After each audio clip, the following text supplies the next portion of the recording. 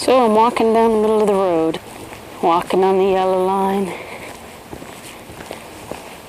The world definitely looks different from the middle of the road. This road is pretty textured. Its surface is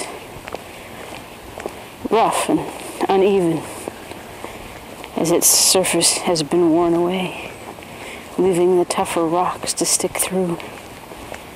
I wonder if that's like people. Do our softer spots get worn away,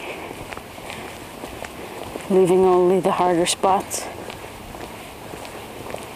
Or are there more softer spots under the harder spot? Don't know. What does it mean to be in the middle of the road? What does one side or the other side mean? Not making a decision? Not able to choose? Or is it a spot of balance?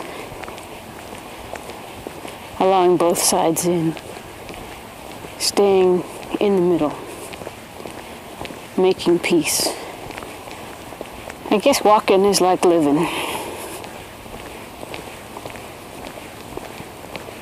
You keep walking, you keep living. You stop walking, you stop living.